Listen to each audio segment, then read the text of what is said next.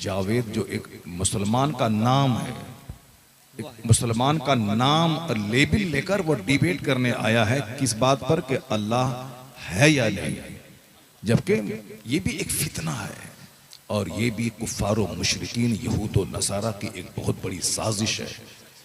आजकल डिबेट हो रहा है दिल्ली में कि अल्लाह है कि नहीं है। क्या फजूल बात है। जिस आदमी के पेट में 2 केजी पाखाना है, ये बिल्कुल फैक्ट बात है, हमारे और आपके सबके पेट में गिलाजत है, तो जिसके पेट में गिलाजत हो वो बंदा चला है डिबेट करने के लिए कि अल्लाह है कि नहीं। इतना कमजोर है ये इंसान, एक नापाक कतरे से पैदा हुआ है ये इंसान। इंसान की जो बुनियादी कहानी है एक नापाक कतरे की। ये कुरान शरीफ में 1 दर्जन जगहों पे इसका जिक्र आया है कि इंसान को चाहिए कि अपनी पैदाइश पे गौर करे कि यह पैदा हुआ कैसे। फलियंजुरिल इंसानु मिम्मा खुलिक, खुलिक मिम्मा इंदाफिक यखरुजु मिन बैनि सुल्बि वत्तराइब इन्नहु अला रजइही लकादिर। अल्लाह कहता है कि a man should consider in his creation how he is created. आदमी को अपनी पैदाइश पे गौर करना चाहिए कि वह पैदा हुआ कैसे। एक पानी का कूदता हुआ कतरा, जंप करता हुआ मनी का कतरा, वो कूद के निकलता है, जंप करके निकलता है। एक जंप करता हुआ कतरा जो बाप की रीढ़ की हड्डी और माँ के सीने की हड्डी से निकलता है। माँ बाप दोनों की मनी का कतरा शामिल है बच्चों की पैदाइश में। तो बाप की मनी का कतरा रीढ़ की हड्डी से निकलता है और माँ की मनी का कतरा सीने की हड्डी से निकलता है। उसी को कहते हैं सुल्ब और तराई। यखरुजु मिन बैनि सुल्ब व तराई, यानी सुल्ब और तराइब से जो कतरा निकलता है उस कतरे से इस इंसान को पैदा किया। और फिर अल्लाह तबारक व तआला इसको मौत देके दोबारा जिंदा करके इससे हिसाब लेगा। जब इसे पैदा करना आसान है उसके लिए, तो इसे मौत देकर दोबारा जिंदा करना, हिसाब लेना, ये उसके लिए मुश्किल नहीं है। इन्नहु अला रजइही लकादिर, वह उसके दोबारा लौटाने पर कादिर है। बुजुर्गान दीन कहते हैं कि अल्लाह ने पैदाइश के बारे में ऐसा क्यों कहा कि एक नापाक कतरी से तुझको पैदा किया। तो सूफिया कराम इसकी तशरीह करते हैं कि चूंकि ये इंसान बड़ा कमजोर पैदा हुआ है, ये इंसान थोड़ा सा हुस्न पाता है मगरूर हो जाता है। बात भी बिल्कुल सही है, थोड़ी सी खूबसूरती मिली इंसान इतराने लगता है। बिल्कुल गौर से सुनिएगा, क्योंकि आजकल सब डिबेट चल रहा है और आपको भी अपना ईमान स्ट्रॉन्ग करने के लिए कुछ इल्म रखना होगा, अपनी सोच को बेदार करना होगा, वरना चारों तरफ लुटेरे लगे हैं ईमान लूटने के लिए। और हुजूर ने 1400 साल पहले कहा था कि एक वक्त ऐसा आएगा कि बंदा सुबह मुसलमान रहेगा, शाम काफिर हो जाएगा, शाम मुसलमान रहेगा, सुबह काफिर हो जाएगा। क्योंकि इस कदर लुटेरे चारों तरफ, कोई मॉडर्न कल्चर दिखाकर, कोई हाईएस्ट डिग्री दिखाकर, कोई यूरोप और अमेरिका की डेवलपमेंट दिखाकर, कोई साइंस दिखाकर, कोई फिल्मी कल्चर दिखाकर, कोई तंग और चुस्त लिबास दिखाकर, कोई चमकती हुई कारें दिखाकर, ये सब लूटना चाहेंगे कि देखो तुम मुसलमान हो, अगर तुम्हें कार चाहिए तो मेरे पास आ जाओ, डेवलपमेंट चाहिए तो मेरे पास आ जाओ। देखो फिल्मी सितारे किस तरह लग्जरियस लाइफ गुजार रहे हैं, देखो साहब यूरोप और अमेरिका के यहूदी किस कदर तायुश से भरी हुई जिंदगी गुजार रहे हैं। यानी हर तरफ देखो, ये लड़की स्कर्ट पहनी है तो कितनी खूबसूरत लग रही है और तुम निकाब पहने हुए हो। यानी हर तरफ से लोग नोचना चाहेंगे। उस जमाने में जो अपना ईमान बचा लिया, आया है कि उसे 100 शहीदों का सवाब मिलेगा। सुभान अल्लाह, क्या बात है, वाह वाह वाह। 1-2 शहीद नहीं, 100 शहीदों का सवाब मिलेगा। उस जमाने में जो नबी की सुन्नतों को जिंदा किया, जो नबी की सुन्नतों को मजबूती से पकड़े रहा। मुझे नहीं चाहिए तुम्हारी चमक दमक, मुझे नहीं चाहिए तुम्हारी लग्जरियस लाइफ का धोखा, मुझे नहीं चाहिए यह जाहिरी तसन्नो और बनावट की जिंदगी। हमारे लिए हमारी सादगी अच्छी है। हमारे लिए वही तरीका अच्छा है जो मुस्तफ़ा जान रहमत का दिया हुआ क्या तरीका। बात है, वाह वाह वाह वाह वाह। तो इस पॉइंट को मजबूती से पकड़े रहने के लिए आपको भी सीना मजबूत करना होगा। बेशक आपको भी बुरे वसवसात के हमले को दूर करने के लिए इल्म रखना होगा। आपको भी इस्लाम की रस्सी को मजबूती से थामे रखना होगा। दुनिया वाला कुछ भी कहे, हम बगैर किसी दलील के खुदा को एक मानते हैं, क्या बात है, वाह वाह वाह वाह वाह। ब्लाइंडली आंख बंद। ये भी एक फितना है। कोई रमेश नहीं आया है डिबेट करने के लिए, कोई उमेश नहीं आया है डिबेट करने के लिए। जावेद जो एक मुसलमान का नाम है, एक मुसलमान का नाम और लेबल लेकर वो डिबेट करने आया है किस बात पर कि अल्लाह है या नहीं, जबकि ये भी एक फितना है और ये भी कुफ्फारो मुशरिकीन यहूद और नसारा की एक बहुत बड़ी साजिश है। क्योंकि अगर कोई रमेश सामने आ जाता तो ये एक लख्त इनकार करता भाई तुम तो मुशरिक और तुम तो काफिर हो, तुमको लेना देना क्या है। लेकिन यहाँ चूंकि एक मुसलमान नाम का शख्स सामने आया है ताकि मुसलमानों का एक बड़ा जाहिल तबका कंफ्यूज्ड हो जाए। मुसलमानों का एक बड़ा तबका जो जाहिल है, जो कम पढ़ा लिखा है, वो कंफ्यूज्ड हो जाए, वो अपने मजहब के बारे में शक करने लगे। चूंकि दूसरे लोगों को जैसे तैसे जीना है, शराब पीना है, डीजे बजाना है, डांस करना है, अपनी बीवी को साहब निर्वस्त्र करके उसको साथ में लेके घुमाना है, वो उसके यहाँ कोई उसूल नहीं है, कोई जाब्ता नहीं। ये जाब्ता तो सिर्फ इस्लाम में है कि क्या खाएं क्या नहीं खाएं, क्या पिएं क्या नहीं पिएं, क्या लीगल है क्या इलीगल है, क्या राइट है क्या रॉन्ग है, क्या जायज है क्या नाजायज है, क्या हराम है क्या हलाल है। ये तो मुसलमान को समझना है। दूसरों को क्या मतलब, पानी मिला तो पी लिया, शराब मिला तो पी लिया, ताड़ी मिला तो पी लिया, गुड़ मिला तो खा लिया, पेशाब मिला तो पी लिया। बहुत सारे काफिर हैं जो गाय का पेशाब पीते हैं, बहुत सारे मुशरिक हैं जो अपना पेशाब पी लेते हैं।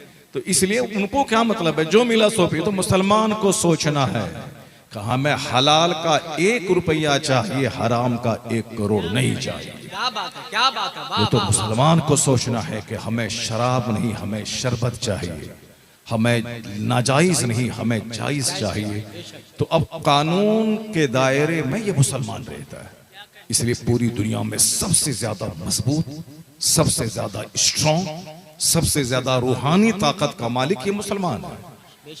इसी से मानवता और इंसानियत दुनिया में कायम है। तो अब वो चाहते हैं कि मेरी तरह तुम भी नंगा हो जाओ, मेरी तरह तुम भी शराब पीने लगो, मेरी तरह तुम्हारी बेटियां भी हिजाब में आग लगा दें। इसलिए एक सोची समझी स्कीम के तहत एक भला अच्छा आदमी जो मुख्यमंत्री है, ये आदमी भी बुढ़ापे में सिठिया करके हिजाब के खिलाफ एक तहरीक छेड़े हुआ। बताइए कितना अच्छा आदमी था। लेकिन अब ये साहब एक अच्छा आदमी भला मानुस हो गए एक औरत की तहजीब के खिलाफ और हिजाब के खिलाफ। साहब पता नहीं क्या हो गया उसको। पूरी दुनिया ये समझ ले कि हिजाब की दुश्मन, हमारी दाढ़ी की दुश्मन, हमारी टोपी की दुश्मन, पूरी दुनिया एक तरफ से दुश्मन होती जा रही है। ये पढ़ा लिखा आदमी साहब 15-20 साल से बिहार का नेतृत्व कर रहा है और ये इतना घटिया काम जो पूरी दुनिया में थू थू मच रही है, अरब जगत में, यूरोप में, एशिया में, हिंदुस्तान भर की सारी खवातीन की निगाहों में वो गिर चुका है। हमको लगता है कि ये भी एक साजिश है।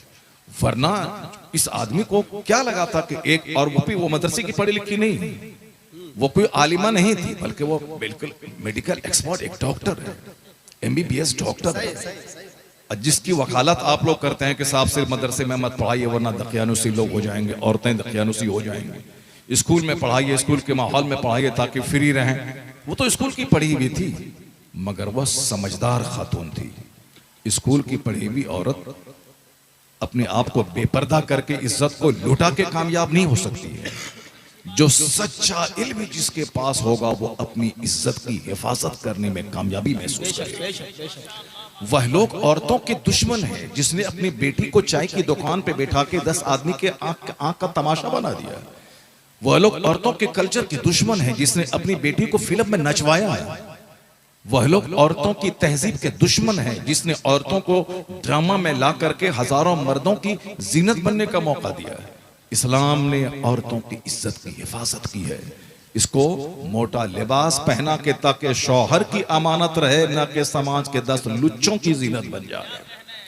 तो इस्लाम ने पर्दा देकर औरतों पे जुल्म नहीं किया, इस्लाम ने पर्दे का कानून देकर औरतों पे एहसान किया, औरतों की इज्जत की हिफाजत की। क्या मैं चाहूंगा कि मेरी बीवी को 5 मर्द आए और मेरी बीवी का हाथ पकड़े? कोई घटिया से घटिया आदमी नहीं चाहे, चाहे यहूदी हो, चाहे हिंदू हो, चाहे बौद्ध हो, चाहे जैन हो, कोई ये नहीं चाहेगा कि मेरी बीवी का हाथ 5 आदमी पकड़े। जब आप नहीं चाहेंगे तो अपनी बीवी को जीन्स और टी शर्ट पहना के हजारों आदमी के सामने जो आपने मेंबर पे बिठा दिया है, और ये सारे लोग जो आपकी बेटी, आपकी बीवी के चेहरे, उसकी गर्दन, उसकी कलाई, उसके बाजू, उसके सारे चुस्त जिस्म को देख रहे हैं, ये कैसे गवारा हो सकता है? यही तो इस्लाम कहता है कि ये तेरी अमानत है, तो इसके सर से लेके पांव तक सारे जिस्म पे तेरा कब्जा है, ना कि किसी लुच्चों लफंगों का कब्जा है। इसलिए हिजाब और निकाब औरतों को जलील करने के लिए नहीं है, औरतों की इज्जत की हिफाजत करने के लिए। और बात सच्ची यही है कि आखिर जमाने में लोगों की अक्लें छीन ली जाएंगी। तुनज़ो उक़ूलो अक्सरे ज़ालिका ज़मान, ये हदीस में आया है। हुजूर फरमाते आखिर जमाने में अक्सर लोगों की अक्लें छीन ली जाएंगी, और अकल छीन ली गई है इसलिए जिसको बुरा मानना चाहिए, यानी बेपर्दगी को बुरा समझना चाहिए, तो लोग उसको अच्छा समझ रहे हैं। अब पर्दे को अच्छा समझना चाहिए तो इसको लोग बुरा समझ रहे हैं। क्यों? हुजूर ने 1400 साल पहले कहा था कि आखिर जमाने में अक्सर लोगों की अक्लें छीन ली जाएंगी। तो आप समझ रहे हैं कि इंजीनियर बन गए, डॉक्टर बन गए, प्रोफेसर बन गए, IAS ऑफिसर बन गए, IPS बन गए, DM बन गए, साहब ये CM बन गए, PM बन गए, ये अमेरिका के प्रेसिडेंट बन गए, आप समझ रहे हैं। लेकिन जिसके पास अक्ल सलीम नहीं हो वो इंसान नहीं है। इंसान और जानवर में फर्क यही है कि जानवर को सोचने समझने की सलाहियत नहीं है, ये इंसान को सोचने समझने की सलाहियत अल्लाह ने दी है। तो जो सोच से आरी हो जाए वो जानवर से बदतर है, और जो संजीदा सोच का हामिल हो वही इंसान है, और वही सच्चा मुसलमान हो सकता है। तो हमको ये अपनी तरह नंगा करना चाहते हैं, लेकिन आप जान लें, गिरह बांध लें, 14 दिन नहीं हुए इस्लाम के आए हुए, 14 महीना नहीं हुआ इस्लाम के आए हुए, 1400 1500 साल हो गए इस्लाम के आए हुए। और इसको आप नर्वस कभी ना हो। पहला वो दिन के एक बंदे ने कलमा पढ़ा था, उसके बाद 4 लोगों ने कलमा पढ़ा, फिर 40 लोगों ने कलमा पढ़ा, फिर 4000 लोगों ने कलमा पढ़ा, फिर 4 लाख लोगों ने कलमा पढ़ा। जैसे कलमा पढ़ने वालों की तादाद बढ़ती गई, मुशरिकों की दुश्मनी बढ़ती गई। वो कहने लगे इसे मक्का में रहने नहीं देंगे, चटाई में बांध कर लोग धुआं देने लगे, सूली पे लटकाने की धमकी देने लगे, कोयले पर लेटाया कि यहां तक के चर्बी इतनी पिघली कि आग बुझ गई। इस तरह से लोगों ने सताना शुरू किया कि ताकि लोग कलमा न पढ़ें, मुसलमान न बने। मगर दूसरी तरफ ईमान की वो पुख्तगी थी, मोहब्बत रसूल का वो नशा था कि एक को मिटाना चाहा, 1 लाख लोगों ने कलमा पढ़ लिया। क्या बात, क्या बात, क्या 1 लाख लोगों ने जब कलमा पढ़ा, दुश्मनी बढ़ी। अब दुश्मनों का दायरा भी बड़ा हो गया है। पहले कुरैश के लोग दुश्मन थे, फिर दूसरे सारे कबीलों के लोग दुश्मन हो गए, फिर जब इस्लाम मक्का से बाहर निकला तो दूसरे ममालिक के लोग दुश्मन हो गए, ईरान के लोग दुश्मन हो गए, स्पेन के लोग दुश्मन हो गए, फिर इस्लाम जब इंडिया में आया तो इंडिया के लोग दुश्मन हो गए, इस्लाम जब चाइना जापान गया वहां के लोग दुश्मन हो गए। पहले तो एक कुरैश का आदमी दुश्मन था, लेकिन अब धीरे धीरे पूरी दुनिया में इस्लाम फैलता गया, दुश्मनों की तादाद बढ़ती चली गई। ऐसे में तो इस्लाम को मिट जाना चाहिए था, ऐसे में तो इस्लाम को दफन हो जाना चाहिए था, लेकिन इस्लाम उस ताकत का नाम है कि दुश्मनी बढ़ती गई, कलमा पढ़ने वालों की तादाद में इजाफा होता चला। नारे तकबीर, नारे रिसालत, पैगंबर इस्लाम। और सुन ले आप, लोगों ने कहा था कि हुजूर के विसाल के बाद इस्लाम की ईंट से ईंट बच जाएगी, लेकिन आका अलैहिस्सलाम ने ऐसी मजबूत इमारत खड़ी कर दी इस्लाम की, और उसके ऐसे मजबूत रक्षक बना दिए, सिद्दीक अकबर की सूरत में, उमर फारूक की सूरत में, उस्मान गनी की सूरत में, हजरत मौला अली की सूरत में, अपने दो नवासों की सूरत में ऐसे मजबूत कैडर बना दिए, ऐसे मजबूत प्रोटेक्टर बना दिए कि सरकार का विसाल हो गया। दुश्मनों ने कहा था ये जब तक हैं, इनका चेहरा, इनका हुस्न, इनका अखलाक, ये सारे लोगों को बिल्कुल एक मिकनातीसी ताकत की तरह खींचे हुए हैं, लोग इनके इर्द गिर्द जमा। लेकिन जिस दिन मुस्तफा का विसाल हो गया उस दिन ये सारी जमाअत मुंतशिर हो जाएगी और चारों तरफ से हमला करेंगे, इस्लाम की ईंट से ईंट बजा देंगे। लेकिन इसका उल्टा हुआ कि हुजूर के विसाल के बाद जब हुजूर पर्दा फरमा के अपनी कब्र अनवर में चले गए, सिद्दीक अकबर ने जब इस्लामी सल्तनत की लगाम संभाली और 2 साल तक जब आपने उस कमान को संभाला तो इस्लाम कमजोर नहीं हुआ, इस्लाम का दायरा और वसी होता चला गया। उमर फारूक के 10 साल पीरियड में और ये दौर ये वसी होता चला गया। हजरत उस्मान गनी के 12 साल पीरियड में और इस्लाम लहलहाता रहा, यहां तक कि अरब से निकलकर कुस्तुनतुनिया तक इस्लाम पहुंच गया।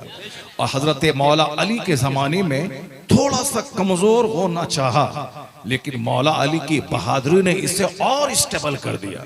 जब मौला अली का बेटा हजरत हुसैन सामने आए और देखा कि मेरे नाना के दीन को अब नवासे का खून चाहिए, तो अपना सारा कुंबा लेकर करबला आ गए और अपने बाल बच्चों को इस्लाम और तहफ़्फ़ुज़ नामूस रिसालत के लिए लुटा दिया, अपनी गर्दन कटा दी, खून का आखिरी कतरा बहा दिया।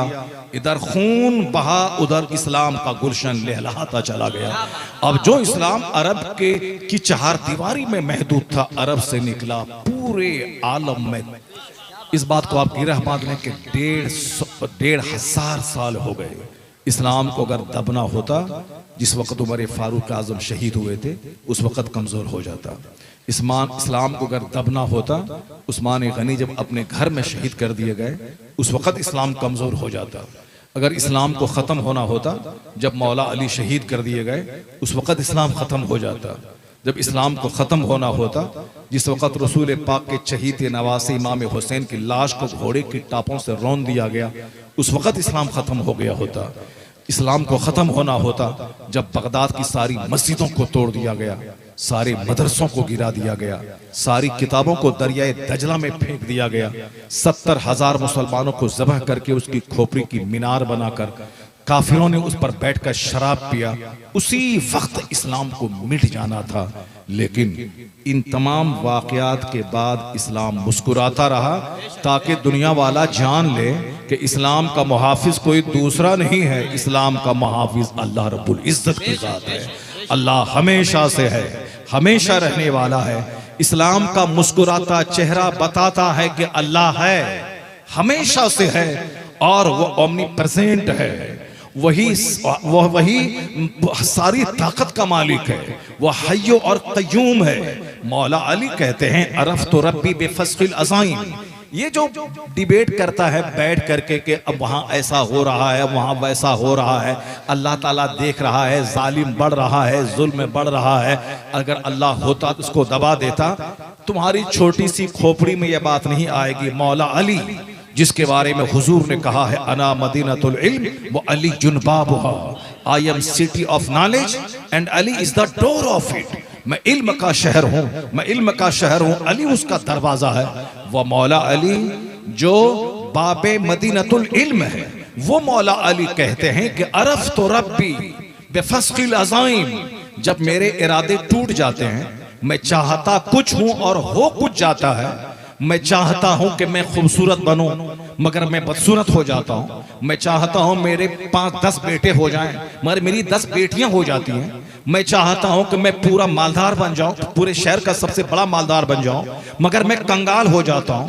मैं चाहता हूं कि हमेशा 90 साल की उम्र तक तंदुरुस्त रहूं, मगर मैं अचानक बीमार हो जाता हूं। आखिर वो है कौन जो मेरी चाहत के खिलाफ काम करता है? मैं चाहता कुछ हूं और हो कुछ जाता है। मौला अली कहते हैं मैं पहचान लिया कि मेरा रब है, मैं चाहता कुछ हूं और हो कुछ जाता है। यह इस बात की दलील है कि बंदों का चाहा हुआ सब कुछ नहीं होता है, वही होता है जो मंजूरी खुदा होता है। नारे तकबीर, नारे रिसालत, अरफ तो रब्बी बेफस्किल अज़ाइम। मौला अली कहते जब मेरे इरादे टूट जाते हैं तब मैं समझ लिया कि मेरा खुदा है जो मेरी नहीं अपनी चलाता है।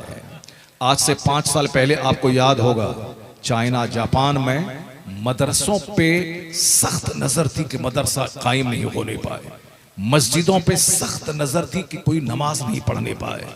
अमेरिका यूरोप से इस्लाम के खिलाफ बयानात आ रहे थे। हिंदुस्तान में एनआरसी का एक अलग तूफान और हंगामा था। पूरी दुनिया में मुसलमानों के खिलाफ न जाने एक तूफान बरपा था। कोई मस्जिदों के खिलाफ बोल रहा है, कोई खानका के खिलाफ बोल रहा है, कोई जलसे के खिलाफ बोल रहा है, कोई टोपी के खिलाफ बोल रहा है, कोई दाढ़ी के खिलाफ बोल रहा है, कोई साहब एनआरसी का कानून ला करके मुसलमानों के वजूद के खिलाफ बोल रहा है ताकि मुसलमान घबरा के अपना मजहब छोड़ दें और हिंदुस्तान में इसको जीना है तो वो कुफ्र और शिर्क कबूल कर लें। न जाने कैसा हंगामा था, मगर मालूम है इन सारे हंगामों को दूर करने वाले ने कैसे दूर किया? एक छोटा सा कोरोना का कीड़ा भेज दिया।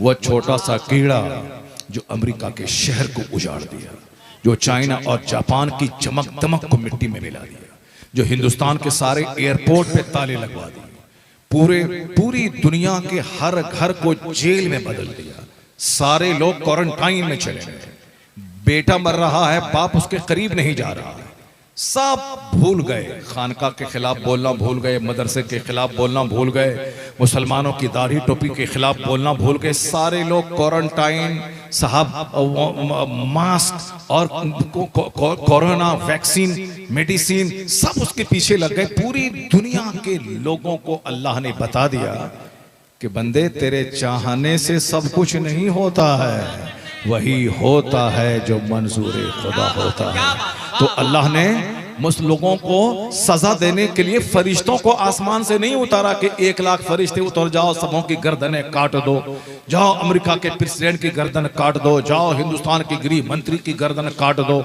जाओ चाइना और जापान के प्रधानमंत्री की गर्दन काट दो। फरिश्ता आसमान से नहीं उतरा। नमरूद जो पूरी दुनिया का बादशाह था, सिर्फ मिस्र का नहीं, सिर्फ इराक का नहीं, 4 बादशाह गुजरे हैं जो पूरी दुनिया में जिसकी सल्तनत रही है, 2 मुसलमान और 2 काफिर। उन 4 में से जो 2 मुसलमान हुए हैं, एक है हजरत सुलेमान अलैहिस्सलाम और एक है सिकंदर जुल्करनैन। यह दोनों की सल्तनत पूरे जमीन पर रही। मेरे मुस्तफ़ा की सल्तनत तो जमीन पे भी है, आसमान पे भी है, हर जगह है मुस्तफ़ा की सल्तनत। लेकिन जाहिरी हुकूमत जिसको कहते हैं आप, ये जाहिरी हुकूमत हजरत सुलेमान अलैहिस्सलाम को अल्लाह ने दी थी। सुबह कहीं शाम कहीं हवा पे तख्त बिछता था, दोपहर कहीं शाम कहीं सुबह कहीं, पूरी दुनिया पे सल्तनत थी। और एक सिकंदर जुल्करनैन की मशरिक से लेके मगरिब तक पूरी दुनिया पे उसकी सल्तनत थी। और 2 काफिर बादशाह, उसमें से एक नाम नमरूद का है। नमरूद की भी सल्तनत पूरी दुनिया में रही है। इतना बड़ा बादशाह जिन्होंने खुदाई का दावा किया, मैं मारता हूं मैं जिलाता हूं, जिन्होंने इब्राहिम अलैहिस्सलाम को आग में डाल दिया, जिन्होंने इब्राहिम अलैहिस्सलाम को इराक से निकलने पर मजबूर कर दिया, वतन से बेवतन किया। किसको? अल्लाह के खलील को, अल्लाह के दोस्त को। अल्लाह जब छूट देता है तो बेपनाह छूट देता है और बंदा उस छूट में ये समझ लेता है कि मैं खुदा हो गया। आज देखते होंगे समाज में कोई सूद खा रहा है तो 50 साल से सूद खा रहा है, कुछ नहीं होता है। और बहुत सारे कमजोर किस्म के मुसलमान ये समझते हैं अगर सूद खाने वाले को तबाही आती, ये बंदा 50 साल से सूद खा रहा है, कुछ नहीं हुआ इसको। ये 50 साल अल्लाह के नजदीक 1 सेकंड के बराबर है। 50,000 साल के बराबर क़यामत का एक दिन होगा। वह कान मिक़दारुहु 50,000 सना। आप घबरा जाते हैं कि 14 साल हो गए, आप घबरा जाते हैं कि साहब 50 साल हो गए, लेकिन जिसने ये सारा संसार बनाया है, आप जानते हैं इस दुनिया के बने हुए करोड़ों साल हो गए, खरबों साल हो गए।